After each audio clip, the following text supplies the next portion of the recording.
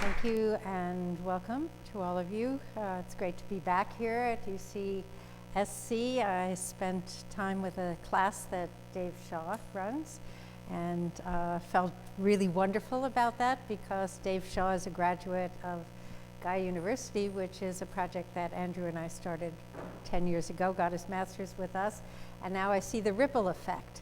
So I'm very honored to be here to present at Bioneers. This is going to be a shorter presentation. The other one was longer.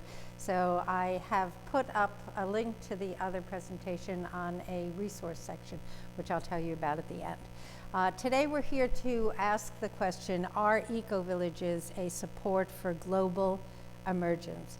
And that global part is a really important part for me. As you can see from this slide, a long time ago I decided we were going the wrong way. And I think that may be an experience some of you have had. What ways do you think we've been going the wrong way? What? Fossil fuels. Yep. What else? Yep. What else? Yep. Water, big issue right now in California. Okay, so here are just a couple of ways that we've been going the wrong way. And now we're going to talk about some of the things that people around the planet, all over the world, have been doing for community to go the right way. I was going to say next, but I realized I'm the one in charge. There we go. So just a little bit of my background. I have a long experience in community from the time that I, in the 60s, was protesting against lots of things. We protested against, and I decided that it was time to find out what actually works, and decided that community was one of the things that was really important. So this is a guy, Jules Pretty, and Jules Pretty, back in the late 20th century, decided that ecovillages and ecosocial communities and ecovillages need a number of aspects. And then we added a couple of things in there. The main things that he decided we needed were enabling institutions, and we put the word real in there because real enablement, not the kind of institutions that say they're going to help, but they don't really help. Maybe you've had some experience with those. Organized actionist citizens, and I say actionists, not activists, because we don't need people who are just protesting, which is the usual understanding of activists. We need people who take action, and so I call them actionists. And viable, appropriate technologies. We need to have the right technologies that help us to support all of the community involvement that we need to create. So I'm mostly going to speak today about the Global Ecovillage Network and ecovillages, understanding that there are many ways to form communities, and some of my colleagues, Critters and Hansong, will be speaking about co-housing and other intentional communities and student housing and so on. So I'm going to focus on the ecovillage part because that's been a big part of my life. What we added was Patrick's liberated people. And Patrick's is another word that Andrew and I came up with, and it has to do with the matrix of oppression. Do we live in a society with many oppressions? Would you agree with that? Got a big laugh on that one. What kind of oppressions can you just call out? What kind of oppressions are there in our society? Racial oppressions. What? Immigration. What else? Gender. What? Taxation. What other oppressions? Okay, so the Patrix, it's all held together with a whole patriarchal attitude, I think we might agree, and so we call it the Patrix, the matrix of oppression. We call it the Patrix, and we need Patrix liberated people. We need people who learn to liberate themselves from the Patrix in order to think well, because when we are under oppression, we are in a kind of stimulated state, emotional state. We don't think well, and in order to deal with the crises that we are going to need to face, we need to be agile, we need to be rational, we need to be able to think well. So we need Patrix liberated people and congruent policies and laws. So policies and laws that support the kinds of communities that we want to build. And again, that's real policies and laws, and that have something to do with what we're actually trying to do. So in Gaia University, we ask 4 questions. And we do that when we want to reflect on just about anything. And the 4 questions are, what's going well? What's challenging? What are the long-term goals and visions? And what are the next achievable steps? Because it's really easy to dream, right? Have you ever had that experience? Getting together with a group and everybody's got great ideas and people just dream about things, but we need to take actionable steps. So when we analyze and when we reflect, we want to think about what are our next steps. Because they gave me such a short time, and I forgot to set my timer, so let's see, how long have I been talking? We'll just pretend it's only about 4 minutes, right? We're only going to talk today about what's going well and what's challenging, and I'm going to leave that next part to you, and I want you not to forget about it, because you do need to think about what the long-term goals and visions might be, and what are your next achievable steps in terms of community, which is, I think, why you all came to this talk. So, the enabling institutions, let's look first at that part. In the GEN means Global Ecovillage Network. What's going well with GEN, with the Global Ecovillage Network? Global Ecovillage Network was founded in 1992 in Findhorn, Scotland. Have some of you heard of Findhorn, the Ecovillage? A lot of people have heard of that. That's a really well-known intentional community ecovillage that's been going since, I think, the 70s, somewhere around there. There's several in the US that have been going a long time. Anyone know of any communities in the US that have been going a long time? Anyone hear the Farm in Tennessee? Yeah. Twin Oaks, right? And, yep, Virginia. Sirius Community in Massachusetts, yep. Again? Earth Haven, that's a newer one, that's in North Carolina near Asheville. Yep, okay, so there are many communities in the US, but in Findhorn, a group of people got together and said there are so many intentional communities around the world, we need to form an organization that supports those intentional communities. And they formed the Global Ecovillage Network.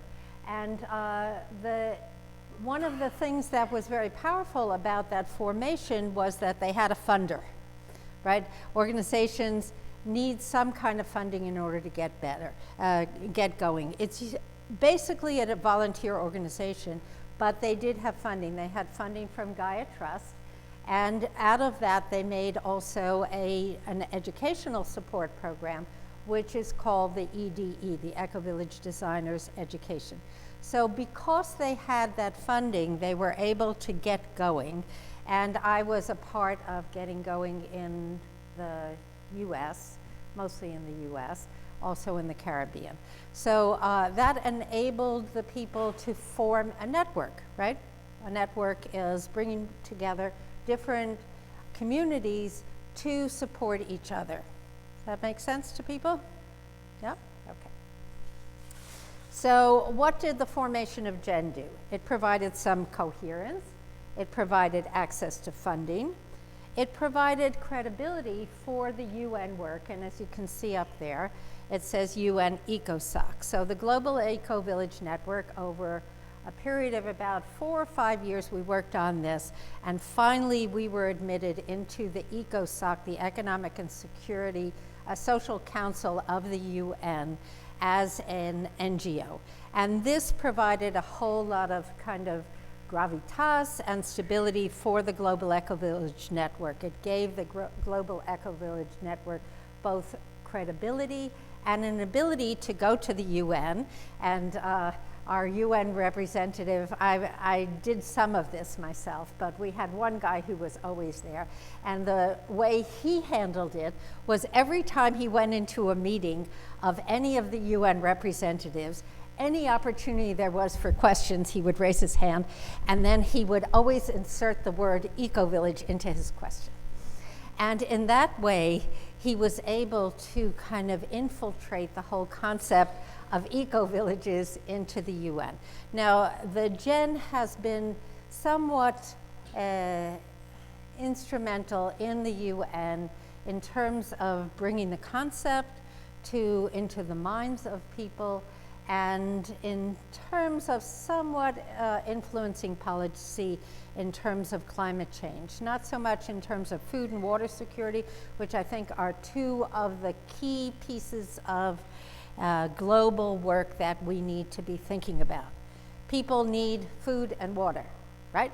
The rest of it is all extras, right?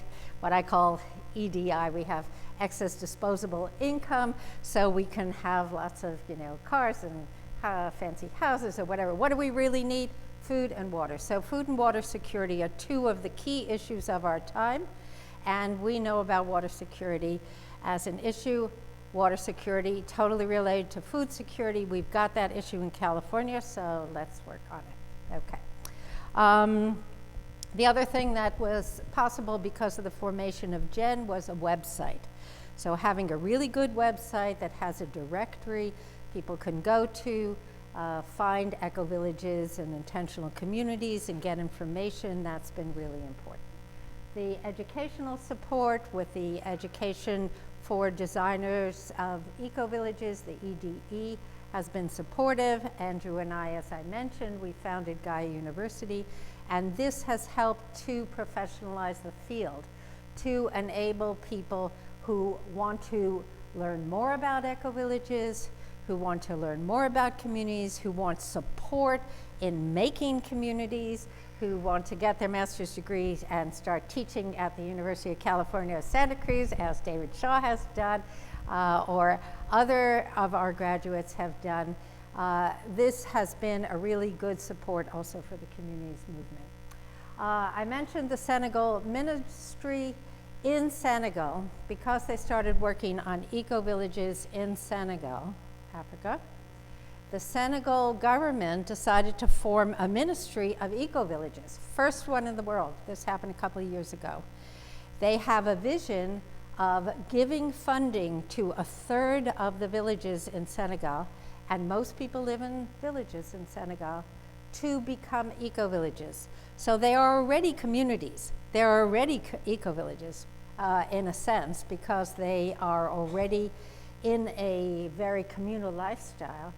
They are lacking certain of the knowledge that they need in order to be more productive in growing their food, in terms of water security, in terms of generation of clean energy and better housing perhaps, and so on.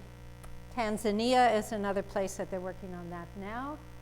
And I think that's enough for what's going well in terms of the institution. In terms of challenging, hard to integrate with other movements so far.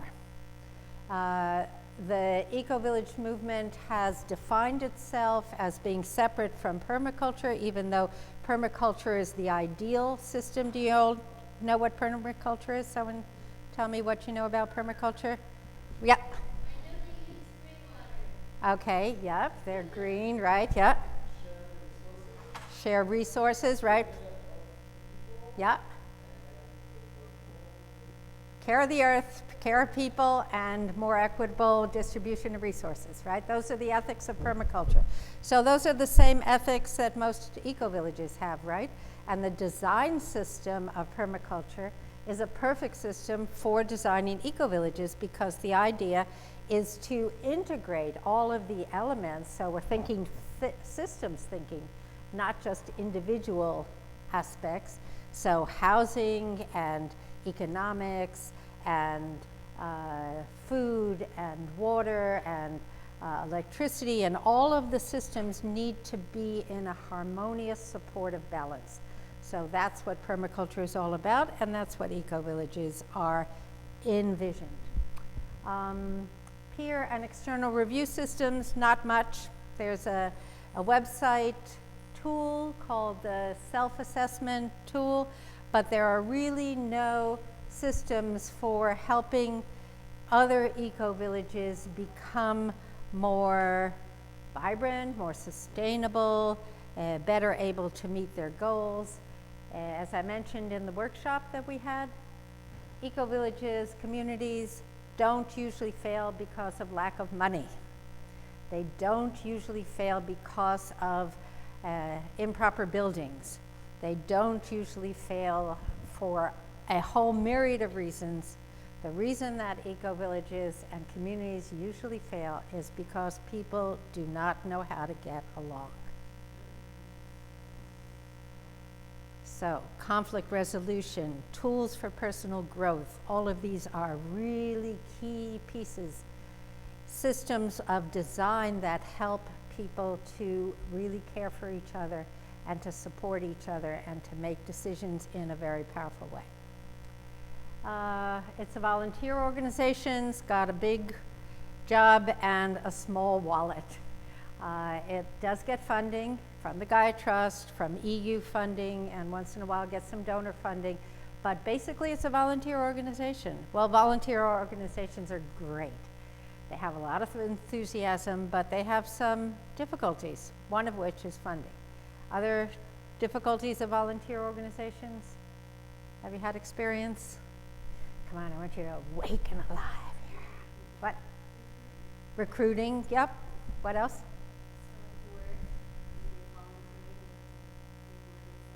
Right, you still have to make a living. What else? Turnover, right? Often there's a lot of high turnover. What else?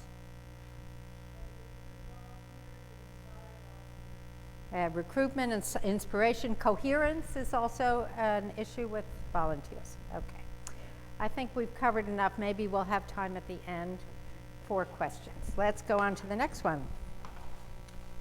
So that's a photo of the LA Ecovillage. You're within range of that one, and if you want to visit an interesting one, go down and visit them. They have many interesting programs. They're right in the inner city, a couple of blocks from where the Watts riots were, and they're growing corn out there right in the middle of the field, and they're really big on diversity, and that was one of my challenging issues here.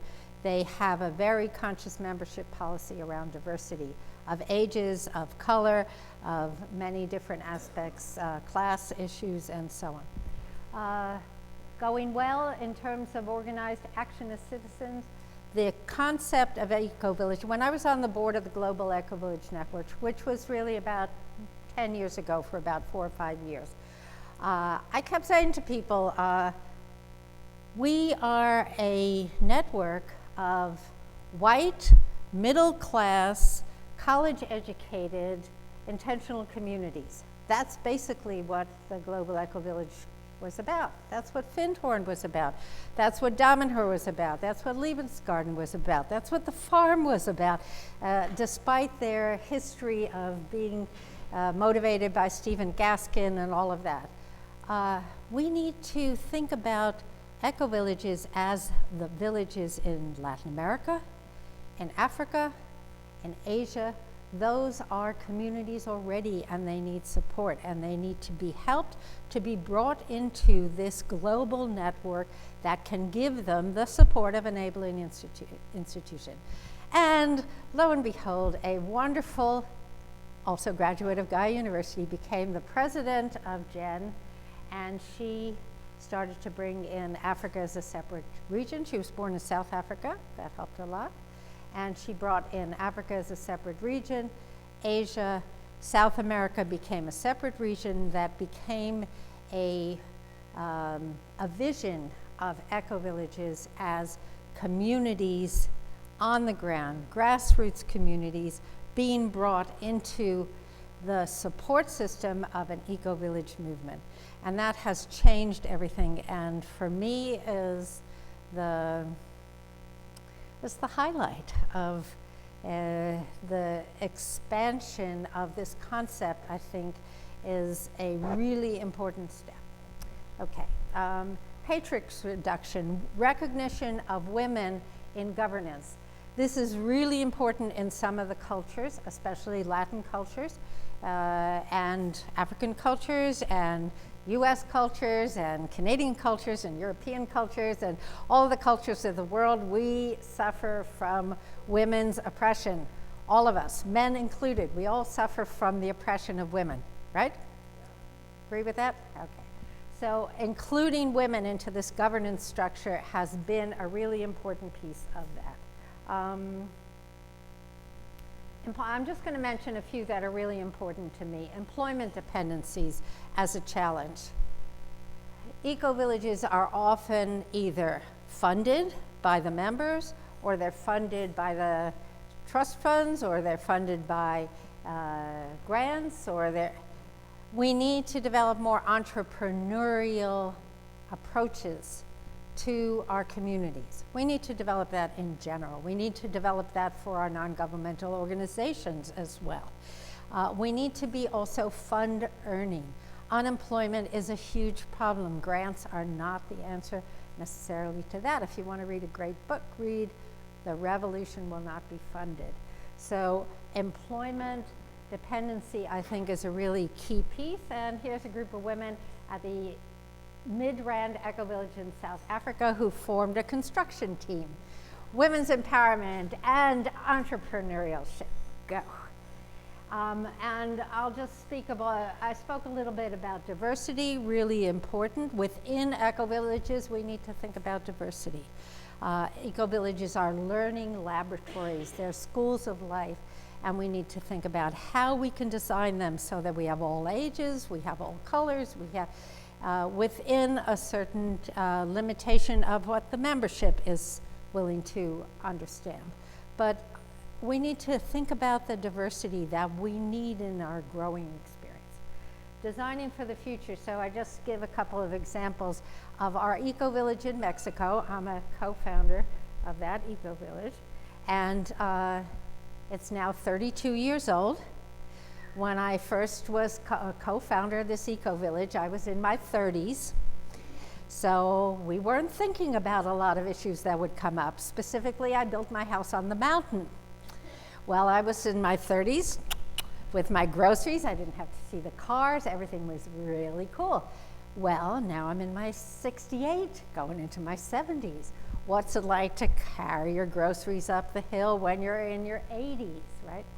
That's just one example. Dogs and cats. One of the key issues of conflict in ecovillages. How many dogs and cats versus how many birds do we have? Okay. Should we eat animals? Lebensgarten Ecovillage split apart. Those who wanted to be vegan and those who wanted to raise grass-fed, healthy animals that could be eaten. Decision-making models, super important. Are you going to use consensus? Well, after 34 years, consensus no longer works in Huehuecoatl, but as a result of using consensus, it takes consensus to decide not to use consensus. So nobody can agree that we shouldn't use consensus or what other decision-making model we should use. Try sociocracy. Okay, so we're going to just quickly go on because we have other speakers and I want to give them their fair time. So viable and appropriate technologies. We need what's going well is we're using a lot of wonderful technologies in ecovillages. It enables us to have a much lower footprint. They did a great study in Findhorn in which they found that the ecological footprint of people who lived in Findhorn Ecovillage was a third or more less than the usual ecovillage, than the usual footprint of people in usual life. So, you know, how many washing machines do you need in a neighborhood? You know, how many people could share a washing machine? How many people could share a car? How many people could have a sharing economy in which you did all of these complementary currencies, food resiliency, have a good time, challenging affordability. In our eco-village in Mexico, it now costs $15,000 to become a member, and that's if you can, after you've lived there for a year, and you can find a house that someone's willing to sell, because it's all the same people, nobody wants to move.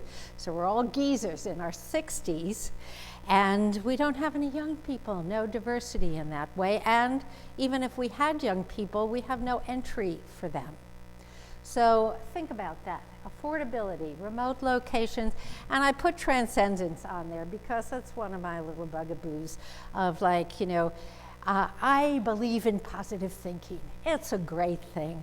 I'm a positive person, but let's also not think that we can transcend the reality of the world. We have a drought in California, and if we don't do something about it, who is going to do something about it? So let's not just imagine that we can transcend. This is my personal point of view. You might have a different one, but that is an important challenge as far as I'm concerned. Okay, one more. So, oh, what happened? Okay, well, my PDF, okay. So we had a little surprise of bringing in each person, but we'll do it anyway.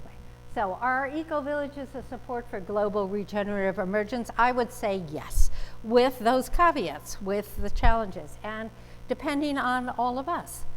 Are we going to put our energy into that? Are we going to support community? How are we going to do that? What are our long-term goals and visions for our personal lives and for our planet?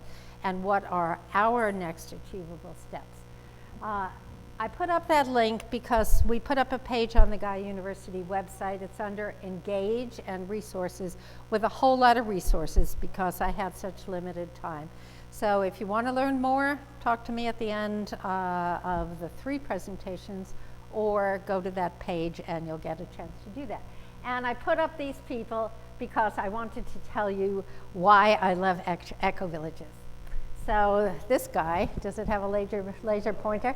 Okay, this is our primary UN representative. He works as a clown in his spare time. And I love that about ecovillages. Our primary, that's the guy who raised his hand in his suit and tie every time he went to the UN and said ecovillages. He works also as a clown in his first. Okay, ecovillages are beautiful. That's Tloleko Ecovillage in South Africa, natural building. There were some people here I was talking to in the workshop. They said, I want to live in a natural building house. Well, you can do straw bale in California, and you can do beautiful things there. And ecovillages are innovative. You know, there's this pumpkin hanging down, and somebody thought to put a little sling, you know, like a pumpkin hammock to hold this thing up. Well, there's a lot of opportunity for creativity in ecovillages. And and last but not least, there's Kosha. That's the international president of GEN. And she's about to hand over her baton to Lua, who is a Black African woman from the Congo, who's going to be the next president of GEN. And I'm just sure that things are going to just really rock and roll in Africa with her as president. And I'm very proud that Kosha is also a master's graduate of Gaia University and has had our support in her whole development. And that's the end.